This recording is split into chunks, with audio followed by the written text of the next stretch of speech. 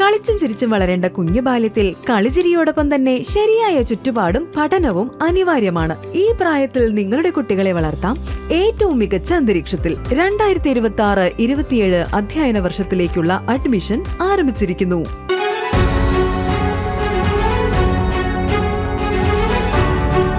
പഴയന്നൂർ പൊട്ടൻകോട് വീട്ടമ്മയെ വീട്ടിൽ അതിക്രമിച്ചു കയറി മാരകമായി മർദ്ദിച്ചതായി പരാതി. പൊട്ടൻകോട് പാലക്കൽ വീട്ടിൽ 39 വയസ്സുള്ള ബിന്ദുവിനാണ് അയൽവാസിയായ യുവാവിന്റെ മർദ്ദനമേറ്റത്.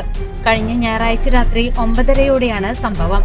ബിന്ദുവിനെ ശല്യം ചെയ്യരുത് എന്ന് മുൻപ് വിലക്കിയതിലുള്ള വിരോധം വെച്ച് കരിമ്പൻ മൂച്ചിക്കൽ പ്രസാദ് എന്നയാൾ ബിന്ദുവിന്റെ വീട്ടുമുറ്റത്തേക്ക് അതിക്രമിച്ചു കയറി വരികയായിരുന്നുവെന്നാണ് പരാതി. മുറ്റത്തിറങ്ങി വന്ന ബിന്ദുവിനെ അസഭ്യം വിളിക്കുകയും കയ്യിൽ കരുതിയിരുന്ന ഇരുമ്പ് വടി കൊണ്ട് ദേഹമാസകലം അടിച്ച് പരിക്കേൽപ്പിക്കുകയും ചെയ്തു. ക്രൂരമായ മർദ്ദനത്തിനിടെ ബിന്ദുവിനെ മുടിയിൽ കുത്തിപ്പിടിച്ച് മുറ്റത്തുകൂടെ വലിച്ചിഴയ്ക്കുകയും കഴുത്തിലും കൈകളിലും മാന്തി മുറിവേൽപ്പിക്കുകയും ചെയ്തിട്ടുണ്ട്. വീട്ടുകാരെയും ബിന്ദുവിനെയും പുറത്തിറങ്ങിയാൽ കൊല്ലുമെന്ന് ഭീഷണിപ്പെടുത്തിയതായും പരാതിയിൽ പറയുന്നു. പരിക്കേറ്റ ബിന്ദു ചേലക്കര താലൂക്ക് ആശുപത്രിയിൽ ചികിത്സ തേടി.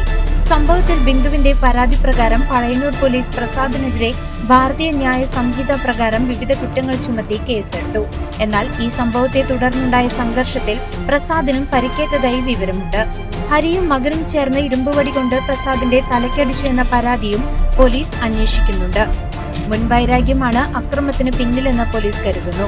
പഴയന്നൂർ പോലീസ് അന്വേഷണം ഊർജിതമാക്കി. CCV news, Pazhayannur.